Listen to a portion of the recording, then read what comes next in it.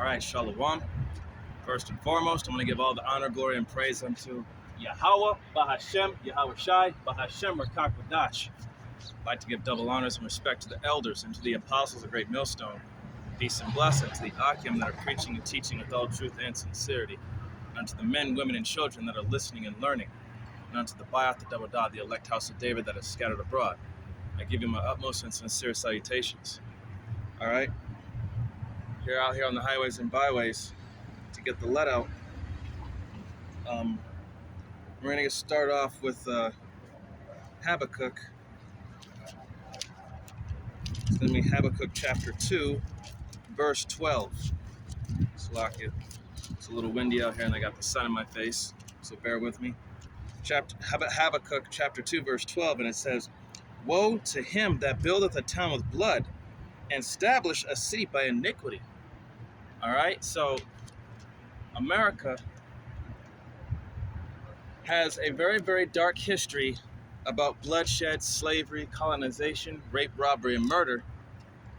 And it says, "Woe to him that buildeth a town with blood, and establisheth a city by iniquity." So, who was the one that came over here and colonized this whole land, as well as the rest of this world? You know, going back to the whole story with William Bradford, who, during the age of exploration, William Bradford came up here on the ship called the Mayflower with a group of colonists. In 1621, he had a 3-day festival with some friendly Indians. You know how it is. Psalms 55 and 21. His words were smoother than oil, yet they were drawn swords. Roughly paraphrasing. I'll get it in a second. But after that 3-day festival, the so-called Native Americans, the tribe of Gad, got slaughtered. The scriptures say, never trust thine enemy. Never trust this devil. Never trust the white man. I'm sure your parents or even your grandparents told you that. Never trust the white man. Never trust him. All right? And now to show you how he was able to colonize everything. Going back to Genesis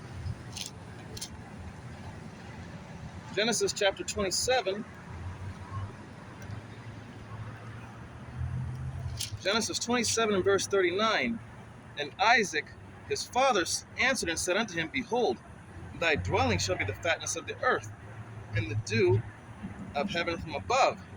So, this is Isaac talking to his eldest son, Esau. The fatness of the earth.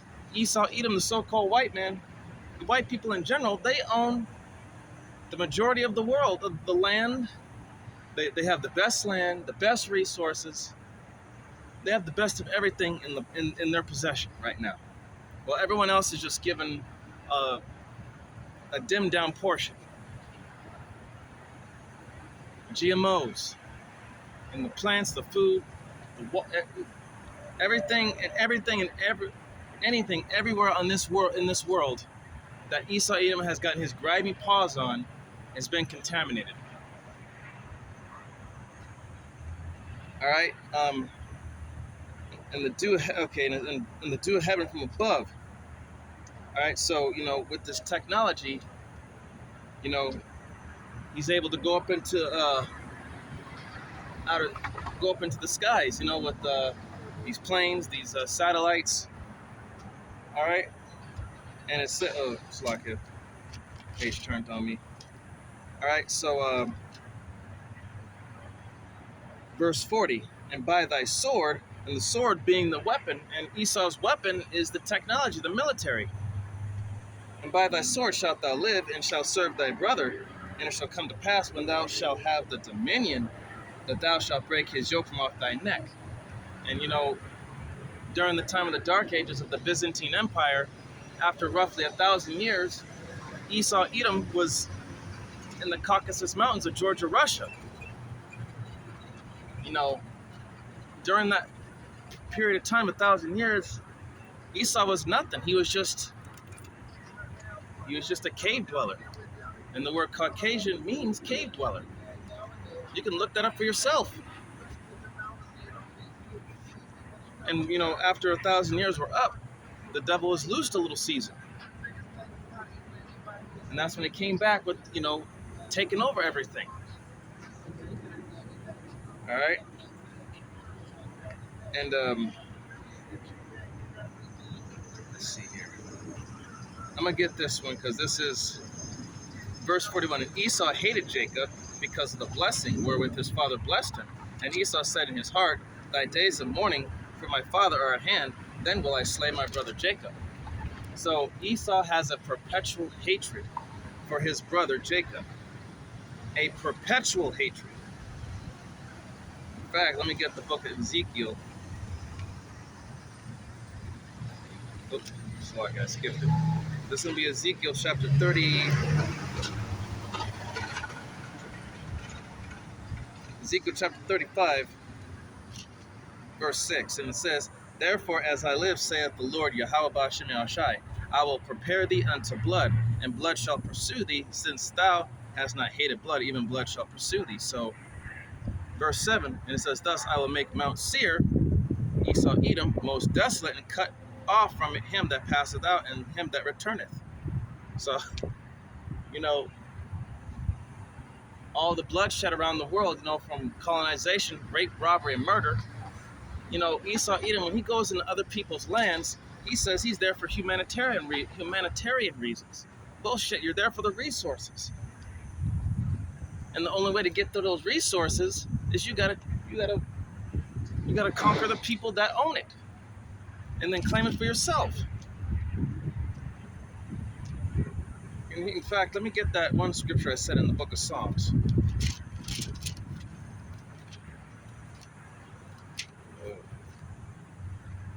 Psalms 55, verse 21, and it says, the words of his mouth were smoother than butter, but war was in his heart.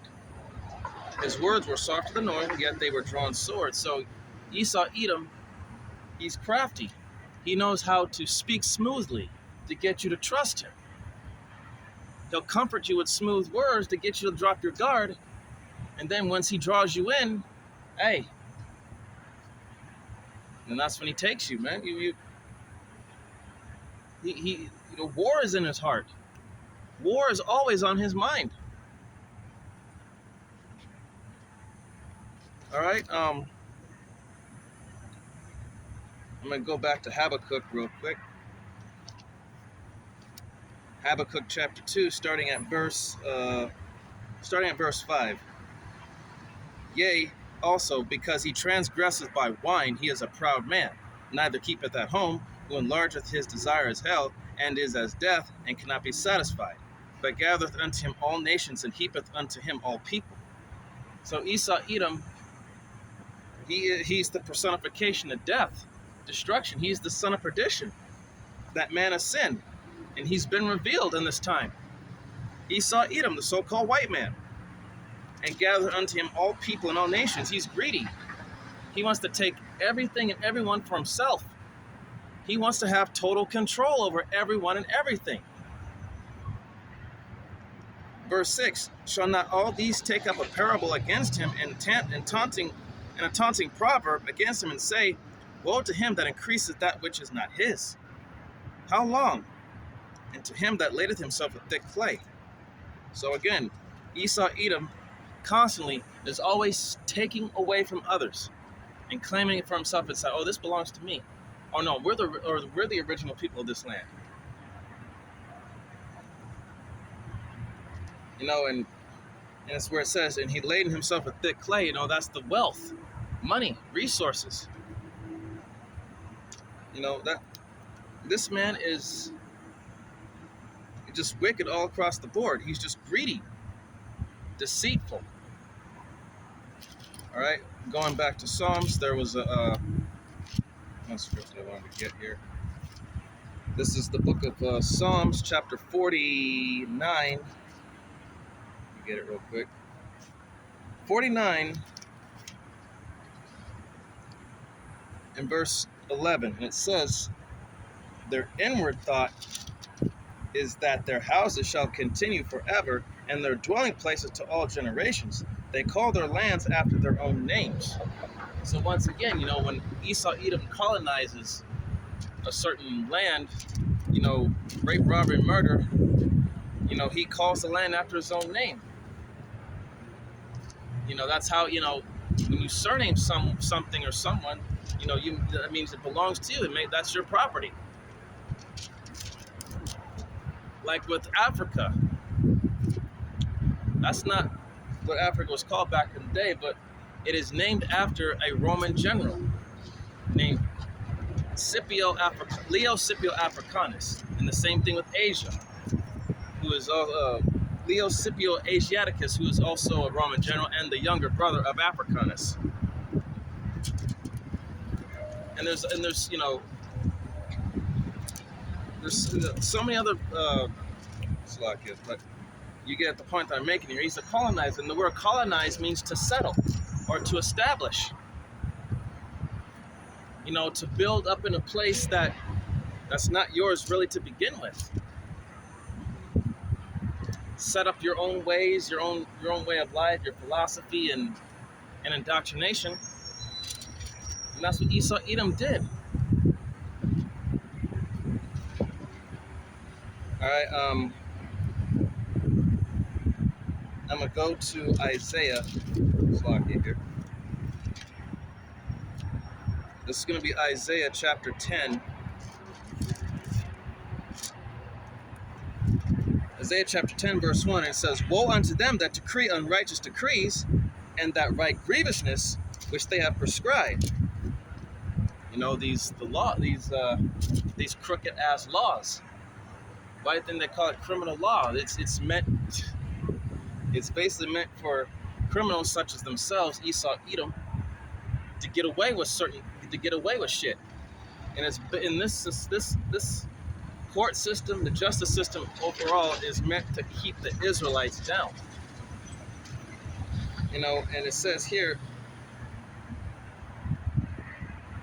verse 2, "To turn aside the needy from judgment, and to take away the right from the poor of my people, that widows may be their prey, and that they may rob the fatherless." So they destroyed the family structure of the home, of the household. Removing the dad from the household, puffeth up the woman that she is strong and independent. She could do it all by herself.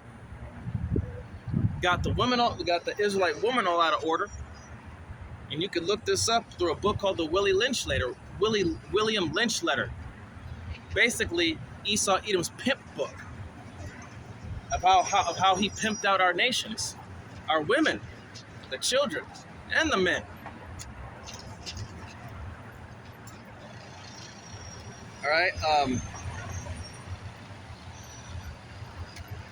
Going to the book of Baruch.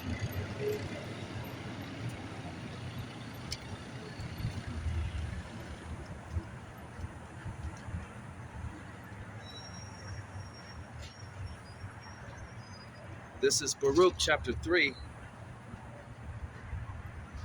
Oh, just over my face. Baruch chapter 3, verse 8, and it says, "Behold, we are yet this day in our captivity, where thou hast scattered us for a reproach and a curse, and to be subject to payments." So, us being underneath the basis of men and not being able to keep the law, statutes, and commandments all the way through, and having to having to use wisdom and walk in a wicked society, this is a curse. We can't prosper here.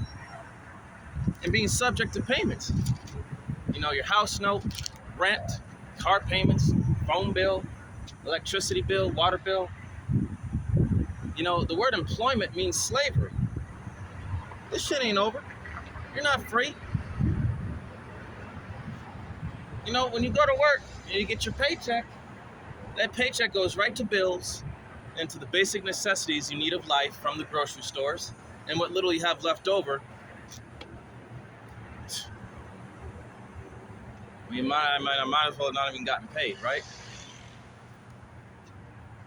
And according to all the iniquities of our fathers, which departed from the Lord our power. So we're in this position because we disobeyed. we disobeyed and didn't keep the law, statutes, and commandments like we were supposed to. That's why we're in this position right now, but it's almost over. It is almost over. We just gotta keep fighting. Keep fighting, no matter what. I'm gonna go back to Psalms again.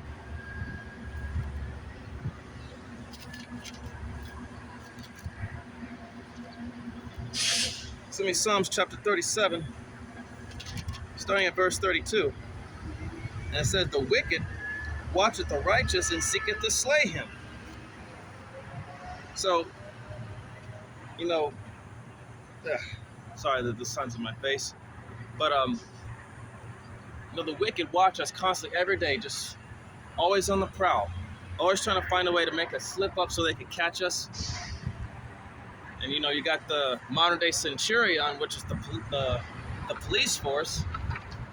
How they're always gunning down Jake in the streets, and Jake just minding his own business. And the cop, of course, always gets up and saying, I fear for my life. He was acting aggressive.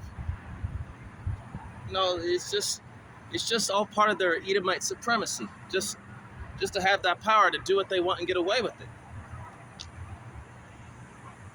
And yet Jake is just stuck in that Stockholm Syndrome mentality, so in love with their damn oppressors that they want their oppressors to make it. Well, guess what? They're not going to make it. Verse 33. "The Lord will not leave him in his hand, nor condemn him when he is judged." Verse 34. "Wait on the Lord and keep his way, and he shall exalt thee to inherit the land. When the wicked are cut off, thou shalt see it." So the Lord is not going to let us be condemned. Not going to let us be condemned during that day of judgment. He's going to, all I have to do is just patiently wait on him, and keep his law, statutes, and commandments to the best of our ability, and he's going to raise us up in that day. He's going to exalt us. We just got to be patient and wait. And then in that day, we're going to see our sworn enemy, number one enemy, Esau, Edom, along with these other nations that are confederate with him. We're going to watch them all go down, and we're going to rejoice because our true powers come back to get us out of here. And Lord willing, I am of that number as well as the rest of you brothers and few sisters out there. And all right, so next is going to be I'm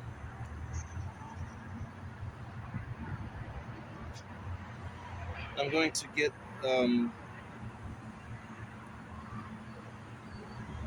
Isaiah. Let me get Isaiah chapter 14 here.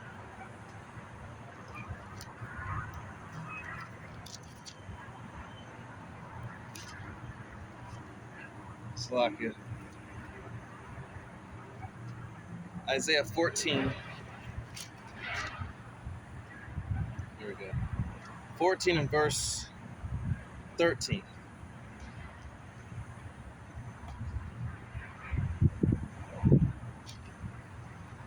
All right, actually I'm going to start at verse 12. No, verse 13, Slakia. Isaiah 14 and 13. "For thou hast said in thine heart, I will ascend into heaven. I will exalt my throne above the stars of the Most High. I will sit also upon the mount of the congregation in the sides of the north. I will ascend above the heights of the clouds, and I will be like the Most High."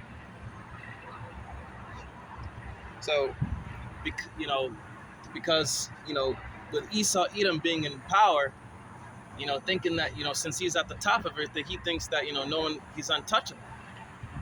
He thinks that he is the chosen one, that he is the one that everybody should be bowing down to. And it says here, verse 15, "Yet thou shalt be brought down to hell, to the sides of the pit." Verse 16, "They that see thee shall narrowly look upon thee and consider thee, saying, Is this the man that made the earth to tremble, that did shake kingdoms? 17, that made the world as a wilderness and destroyed the cities thereof, that opened not the house of his prisoners?" So, because of because the conditions right now of this country and the state that the poor, shameful state that it's in, all these other nations right now are looking at America as a joke. First, when Biden was in office, all he did was run his mouth and try to walk all over people. Everybody just saw him as an asshole, and rightfully so. But now that Biden's in office, it's just like, you got someone who's weak, incompetent, and has cognitive issues, left over billions and billions of dollars of equipment over in Iraq in the hands of their own enemies, the people that they're trying to colonize, and sending more and more billions of dollars to Ukraine to fight against Russia. Ever since Biden got in office, things have just been getting progressively worse and worse and worse.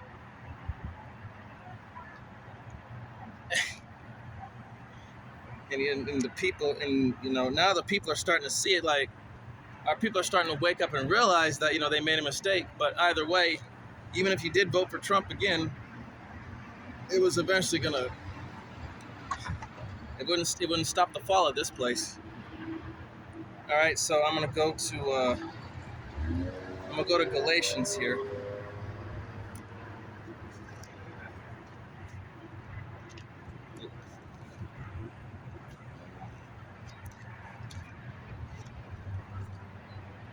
This is going to be the book of Galatians.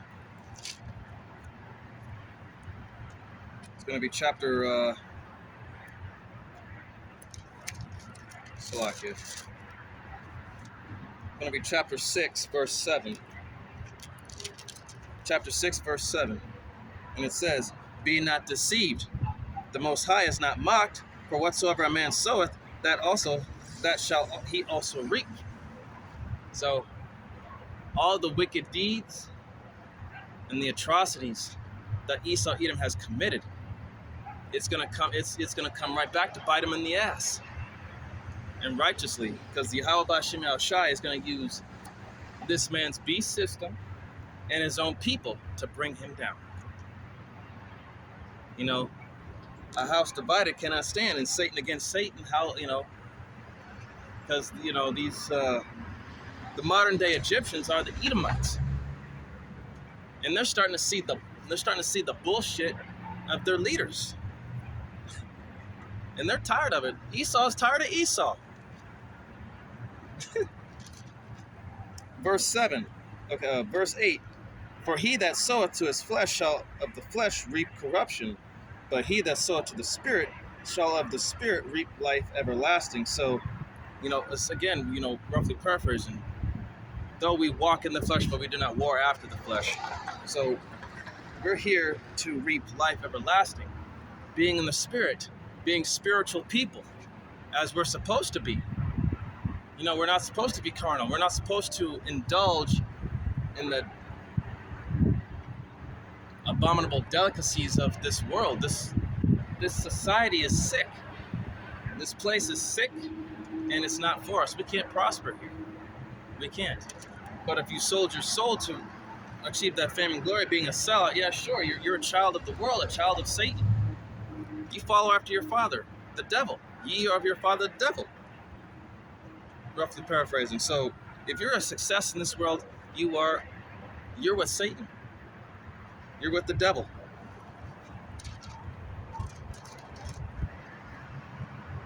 All right? And I'm going to get verse 9, and it says, "And let us not be weary in well-doing, for in due season we shall reap if we faint not." So, you got to keep pushing.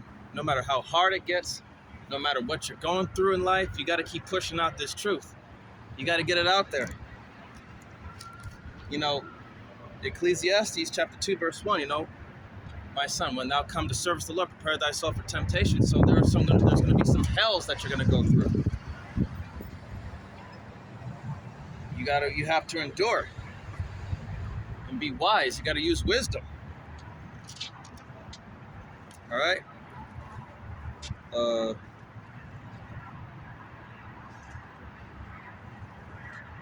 to the book of Jeremiah.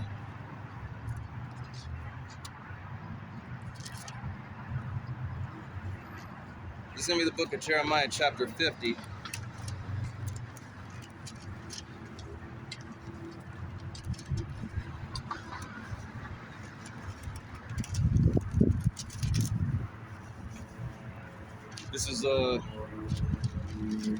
This is Jeremiah chapter 50, verse 25.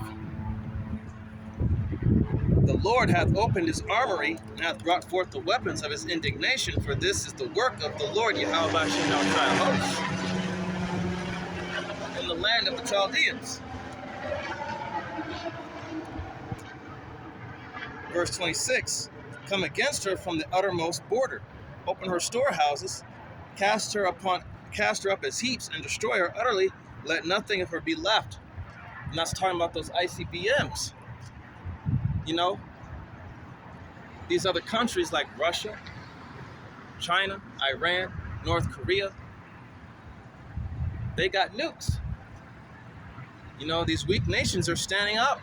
They're saying that they're strong because they're not scared of America anymore, because they got nukes too. So if you're gonna bring the heat, I'm gonna bring the heat too. Fight fire with fire.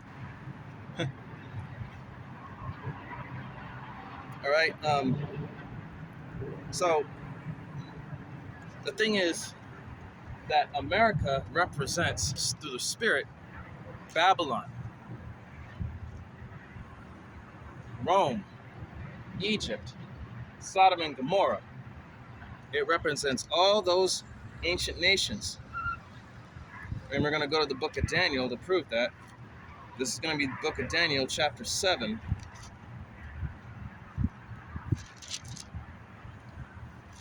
This is the book of Daniel, chapter 7, starting at verse 1. And it says, in the first year of Belshazzar, king of Babylon, and Belshazzar is the grandson of King Nebuchadnezzar. Daniel had a dream and visions of his head upon his bed. Then he wrote the dream and told the sum of the matters. Daniel spake and said, I saw in my vision by night, and behold, the four winds of the heaven strove upon the great sea. Verse 3. And four great beasts came up from the sea, diverse from one another. The first was like a lion, and had eagle's wings. I beheld till the wings thereof were plucked, and it was lifted up from the earth, and standeth upon the feet as a man, and the man's heart was given to it. All right. So the first beast was Babylon. That's the head of gold. How you doing, bro? How you doing, brother? Yeah, I just seen you over here filming and recording, bro. I don't want to stop you doing what you're doing. I'm going to set this right here, bro. All right, thank you. Man, come around there and check us out, bro. Come get a line up, man. On me. My name is Drew. All right.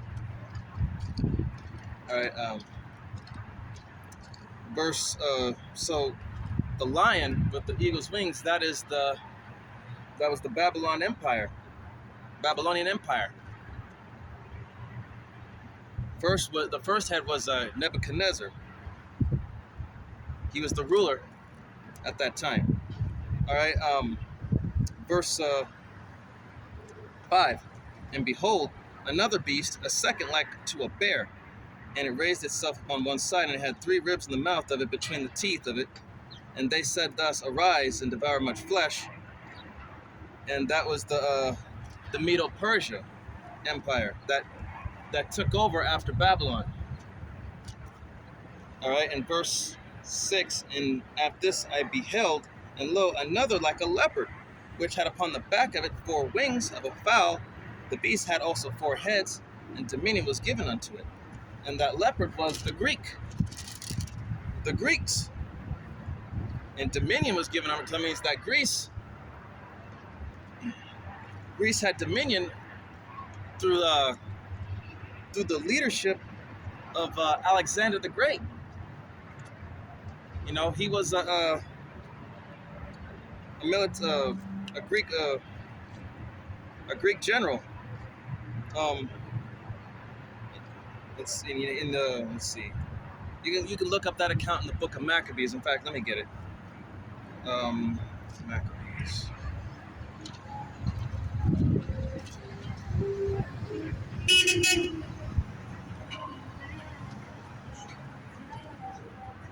This is going to be the book of 1 Maccabees, chapter 1.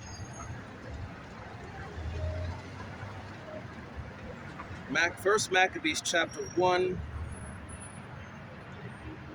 Let me get there real quick. Okay, Maccabees, chapter 1. Starting at verse...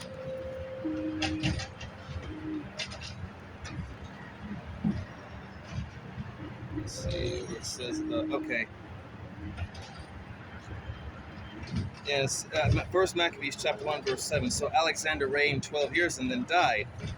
Verse 8, and his servants bare rule everyone in his place. And verse 9, and after his death, they all put crowns upon themselves, so did their sons. And after them many years, and evils were multiplied in the earth. So, like I said back there, Greek had dominion, which means it had power, and evils were multiplied. The Edomites, spreading out, conquering, raping, robbing, murdering, pillaging.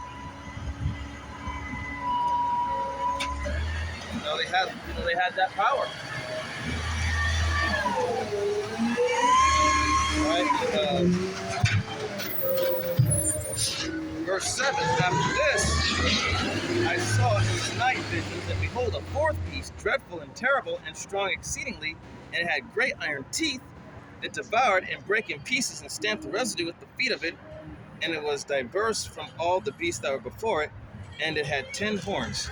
So that one is talking about Rome, and the 10 horns are talking about the minor, the minor nations that it has rule over. In the modern day terms, it would be NATO and the EU. The 7 heads are France, Spain, Greece, Britain, Germania Major, Germania Minor, and Rome. Those are the 7 heads. And verse 8, it says, I considered the horns, and behold, there came up among them another little horn, before whom there were 3 of the first horns plucked up by the roots, and behold, in this horn were eyes like the eyes of a man, and mouth speaking great things. All right, and that little horn that sprung up from another horn, that's America. That's America, aka Babylon. All right, America. When you go into the history of those 3 little horns, first horns that were plucked up, that's talking about the Spanish-American War, the French-Indian War, and the Britain Revolutionary War. They were over here in this land here, just fighting for land, territory. And America earned its independence in the year 1776. And this country has been around for 230 plus years? And out of all those years, it's been at war for 220 something years. It hasn't been around for that long yet.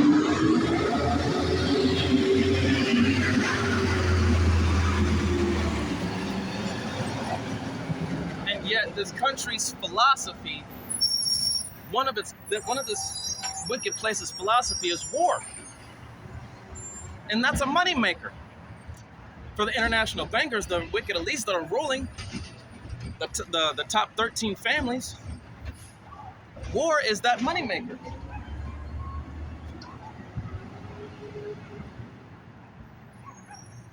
All right.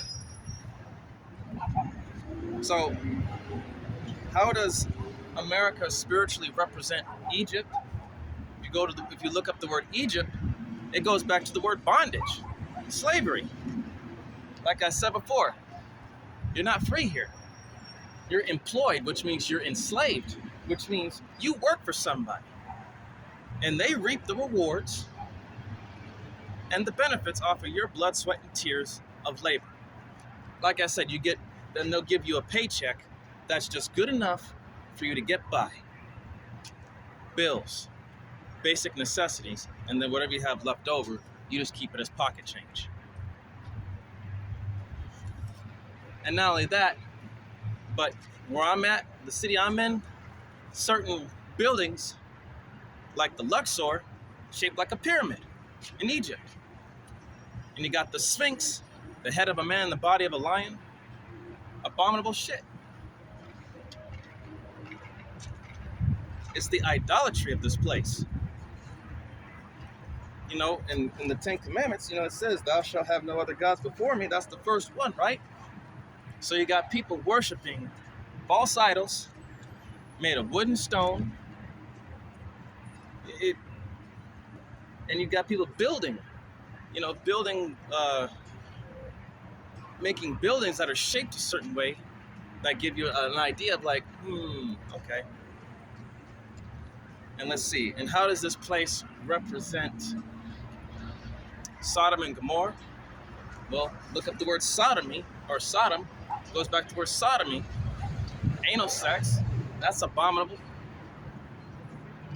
Got the whole homosexual, the LGBTQ, whatever, the rainbow, the alphabet crew. You know, that agenda is just, yeah. Transformers, man going to woman and woman going to man, working that which is unseemly, unnatural.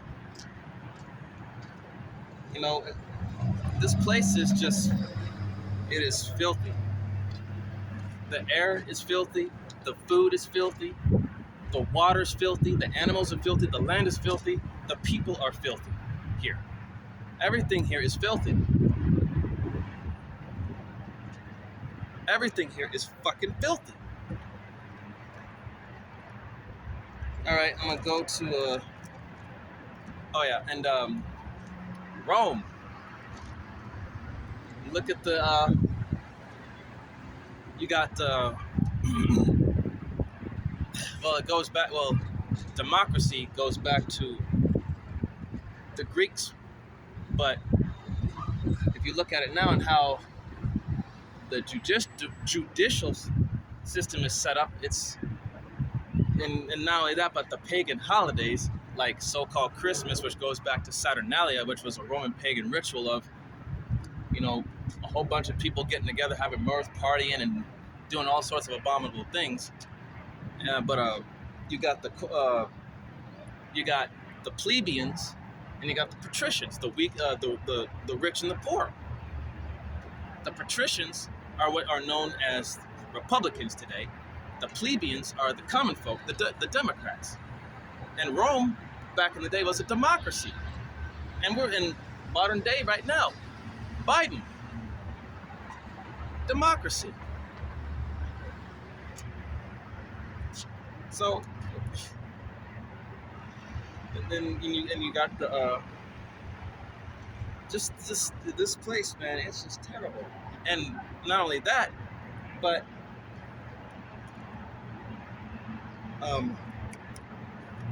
look at all these military bases, like these U.S. military bases that are in all these other different parts of the world, and all these other different lands, and these embassies that they got set up, saying that they're here for humanitarian reasons. No, you're there to colonize.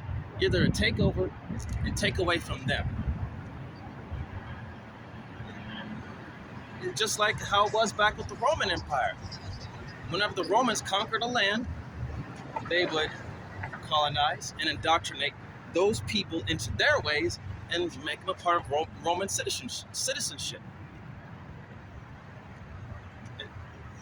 Like, this, you can't make this stuff up. You can do the research on your own, and the signs are and the writings on the wall. The research is there. You just got to look for it. In Babylon, how the glory of kingdoms, how it has the most wealth, the most beauty, just straight up beautiful, that it would just captivate the eyes of the people, and people just want to come here to live the so-called American dream. And this place is nothing but, it's just a dream, right?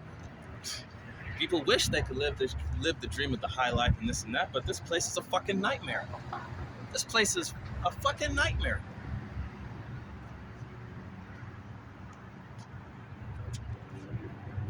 But the condition that America is in right now is not being seen as being beautiful or glorious anymore.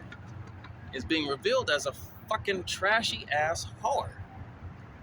And the reason why Babylon is known as the Great Whore is because she just opens up to everybody, lets everybody come in here, come and go, do their business. And then she goes over other people's lands, spreading her philosophies, ways of life, and her politics, getting people to see things her way. This place is filthy. Like a 100-time ran through prostitute, man. This place is terrible. All right, I'm gonna get Revelation, the 17th chapter. This is Revelation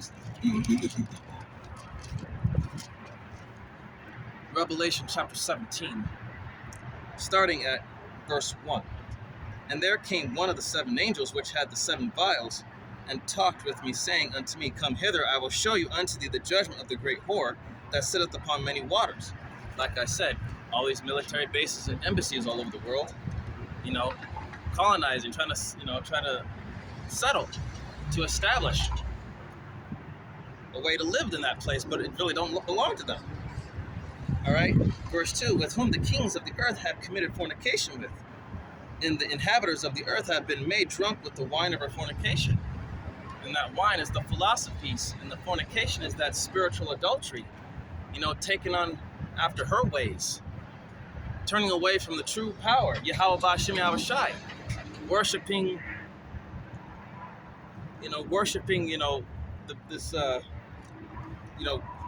people, leaning upon their own understanding. Babylon has given off that spirit from Aleister Crowley saying, do as thou wilt. Do whatever you want. Nothing's going to happen to you. Like, they don't believe in there are consequences for your actions. All right, verse 3 says, So he carried me away in the spirit into the wilderness, and I saw a woman sit upon a scarlet-colored beast, full of names of blasphemy, having 7 heads and 10 horns. So those 7 heads are the 7 governments that are ruling, and those 10 horns are those 10 kingdoms that are beneath those 7 that are being ruled by those 7 governments. That's the NATO and the EU.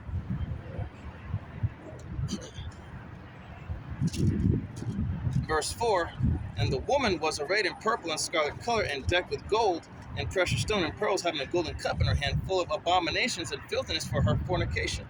5, and upon her forehead was a name written, Mystery Babylon, the Great, the mother of harlots and abominations of the earth. And I saw the woman drunken with the blood of the saints, and with the blood of the martyrs of Yahweh Shai. And when I saw her, I wondered with great admiration. So, wandering with great admiration, people marveled. They used to marvel this place because it had the beauty, it had the riches, it had the wealth, it had the power. And, the blood of the saints, and with the blood of the martyrs of Yahweh Shai Hamashiach, some of us are going to end up dying for the testimony of our Lord. We're going to end up dying for the truth. That's just how it is. Some of us will end up being executed for the truth.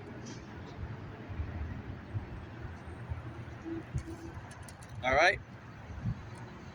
And now, going to Slovakia. I'm going to get Revelation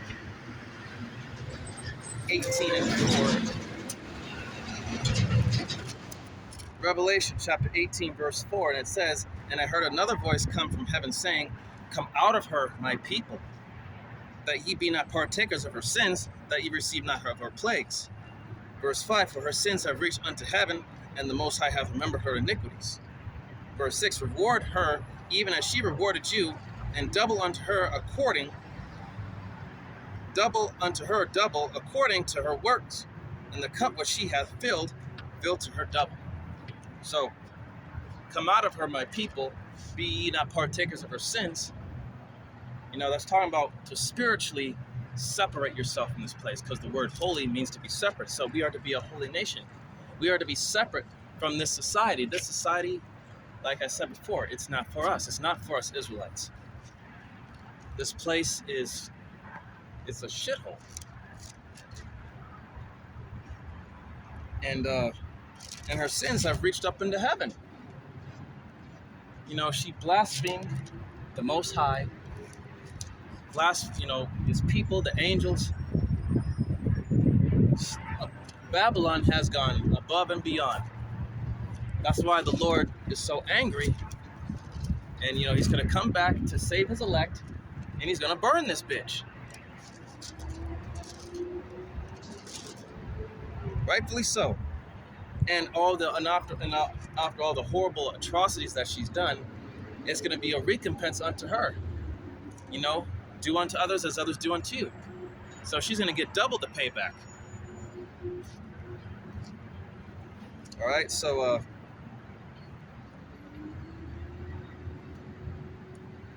I'll get verse 7, and it says here, how much she has glorified herself and lived deliciously, so much torment and sorrow give her. For she saith in her heart, I sit a queen, and am no widow, and shall see no sorrow. So she thinks she's going to sit as, this virgin, this pure lady, untouched, and I will always believe that she will sit as a queen, as a ruler. And the word queen, in the etymology, if you spell it right, it's spelled Quean, and that goes back to the word whore. She thinks that she cannot be touched, untouchable, thinking that she, what can these other nations do to me? They ain't got shit on me.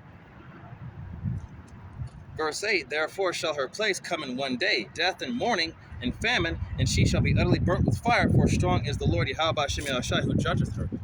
So, when Jacob's trouble goes into full effect, famine, pestilence, and I was watching a video on Elder Apostle Tahar,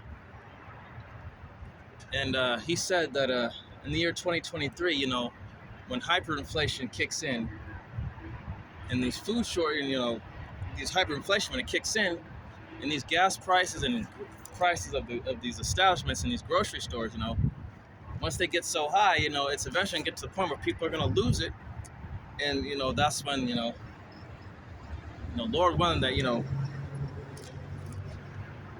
that the Lord be with us in that day, because we're going to see all types of hell. And the plagues about this new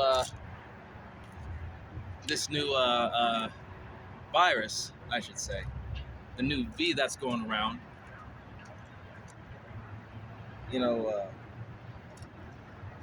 it's said to be a flesh-eating illness, a flesh-eating plague. All right, the thing is about America here, that famine, not just food shortages, but the price of things going up in the stores. Cannibalism is going to come back. And cannibalism, that's a plague and a form of judgment.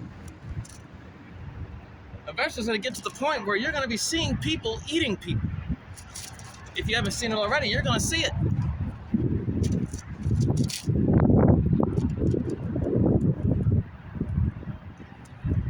All right.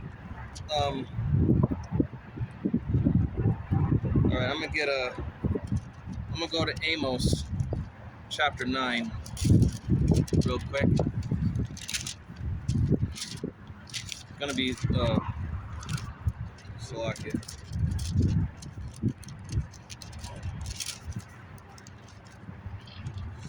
Amos, there it is.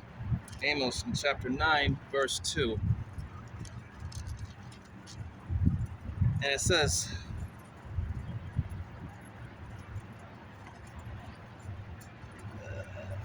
though they dig into hell, thence shall mine hand take them.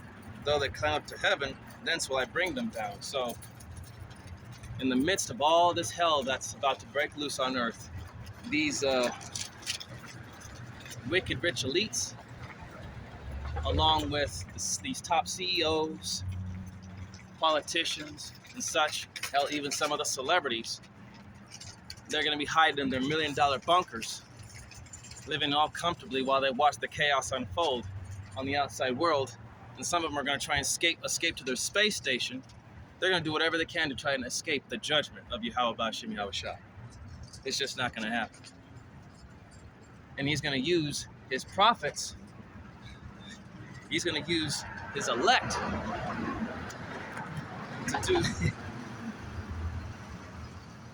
You know, that's the thing. You know, and I'm going to get it right here. This is Jeremiah 51, verse 20. Thou art my battle axe and weapons of war, for with thee I will break in pieces the nations, and with thee I will destroy kingdoms. 21. And with thee I will break in pieces the horse and his rider, and with thee I will break in pieces the chariot and his rider. So, Lord willing, that myself, and as well as you brothers, sincere Akem wa Akwath, that we make it, and we are of the elect. Get turned up, get that spiritual power, get those new bodies. We trample these motherfuckers, along with Yahweh Shai and the heavenly host of angels. We are gonna Lord willing, I'm of that number, that we destroy this place and subdue the nations and bring their ass into the land, into our land, and kept in chains and shackles, and they can start cleaning up. So they know what it feels like to be treated like you're less than an animal.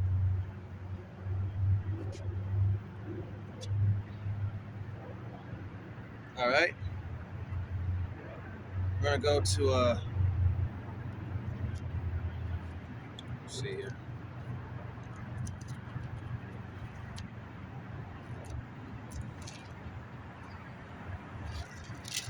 Slovakia, give me a second. All right, this is Isaiah 13 and 19. And Babylon, the glory of kingdoms, the beauty of the Chaldees, excellency, shall be as when the Most High overthrew Sodom and Gomorrah. It shall never be inhabited, neither shall it be dwelt in from generation to generation. Neither shall the Arabian pitch tent there, neither shall the shepherds make their fold there. So, once this place has been lit up like a match from all those nukes, this place is just going to be a barren wasteland. Nothing will be built here anymore. Nobody will be living here anymore. This place will be desolate. In fact, let me get back to Isaiah 13 and 19. Isaiah chapter 13, going down to verse 21.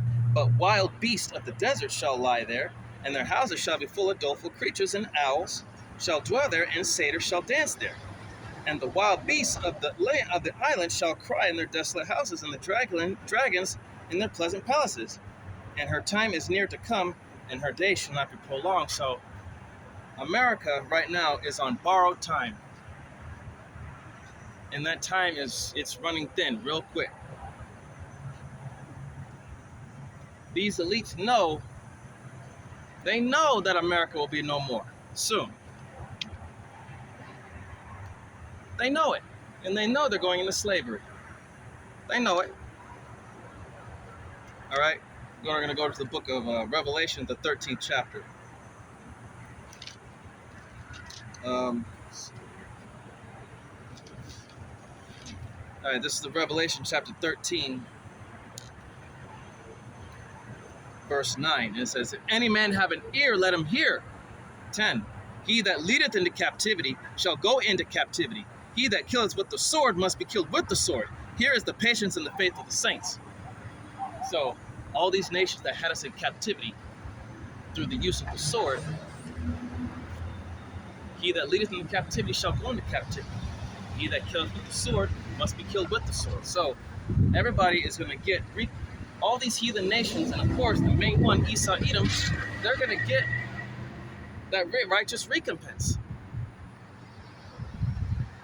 What they did unto us, we will do unto them in righteousness. All right, in verse 11 says, excuse me, in verse 11, and I beheld another beast coming up out of the earth, and he had two horns like a lamb, and he spake as a dragon. So that's talking about the beast system. All right, and the two horns, as said before, think of it back in the Roman days. The two horns, you had the rich and the poor, the plebeians, the Democrats, the patricians, the Republicans. And if you think about it in modern day terms, modern day's view, similar to Trump, Republican, Biden, Democrat, and and the head of a lamb, and lambs are usually soft and docile. They have that sweet, innocent look, and he spake as a dragon, and that's going to those draconian measures, which going back to the ancient Roman Empire, where the penalty for not complying was death. And in this modern time, you could something small, like if you didn't get the jab, you lose your job. That's a draconian measure right there in itself, even though it's a small one, but still draconian nonetheless. And by the end of the year, going into next year, when shit starts happening, and then he brings in that martial law, oh man. These draconian measures, they take away your rights, your freedoms.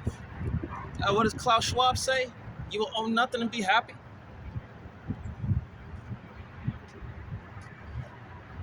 In the Bill of Rights, that's modeled after the Roman. This place, we are in Rome. We are in Rome. The theaters, sports, like the Colosseums, where they, entertainment, the grocery stores. This place in concrete, heated. This place, it's Rome all over again. This society is the revised Roman Empire, Rome 2.0.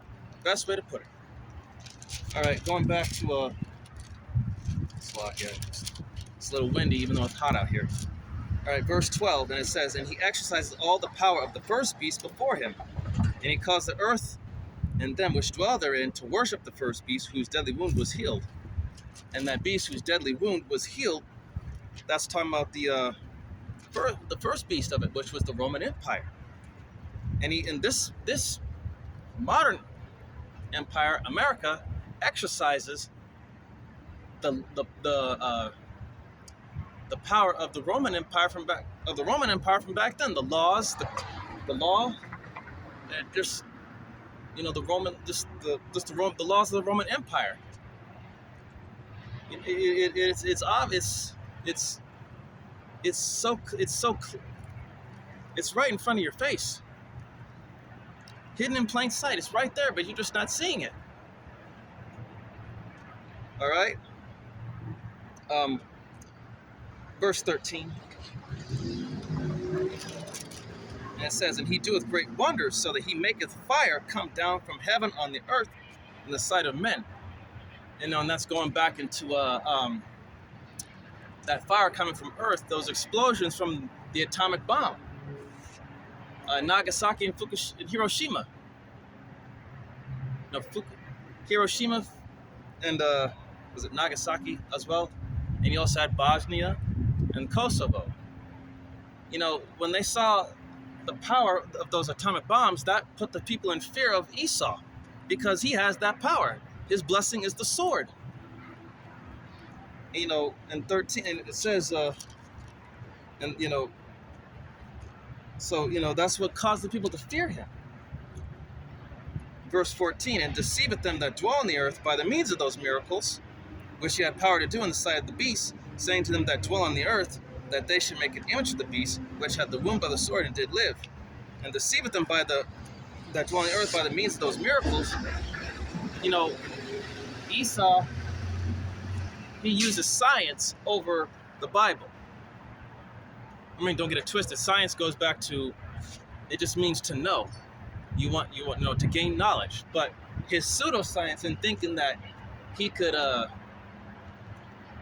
make a paralyzed man walk again with his science, his technology, or talking about bringing back the dead, as well as other things like you'd be able to, with those charagmas, the one that goes behind your forehead, Elon Musk, he says you'll be able to control anything from a computer without touching it, just using your mind. And people marvel after that. They're deceived because Esau is using his science to get people to look at him like he has all the answers, like he's the one, he's the man, he's the one to go to. So people are coming, or following after this beast to worship it. They worship the pseudoscience. They're worshiping Esau, the devil. In verse 15, and he had power to give life unto the image of the beast, that the image of the beast should both speak and cause that as many would not worship the image of the beast should be killed. So, and when it says, had power to give life unto the image of the beast, and the image of the beast should both speak and cause that as many as would not worship the image of the beast should be killed. So, like I say, America, they implement and they live by the customs and philosophies and ways of life of the ancient Roman Empire, the laws, those draconian measures. And, they can make it to where, if, like I said, when they bring forth those draconian measures in full, if you do not bow down and worship that image, become a part of the system, they can just kill you. Just get rid of you, just like that. In verse 16, and it says, and he causeth all, both small and great, rich and poor, free and bond, to receive a charagma in their right hand or in their foreheads. All right? That RFID, the RFID-C hip, and the brain C hip.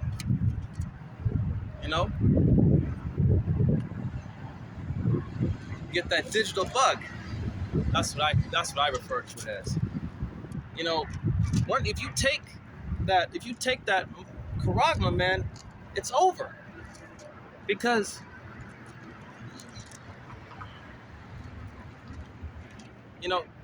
by you taking that, you're pretty much saying that you belong to the beast system. You belong to Esau. You don't belong to the Lord. And if you're an Israelite and you 2/3, you're gonna take that. Lord willing, I'm not a part of you. 2/3, I'm not a part of you.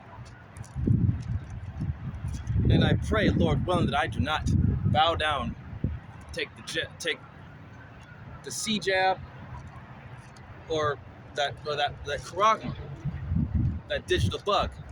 Lord willing, that the Lord instills me with endurance and discipline and faith that I make it through this.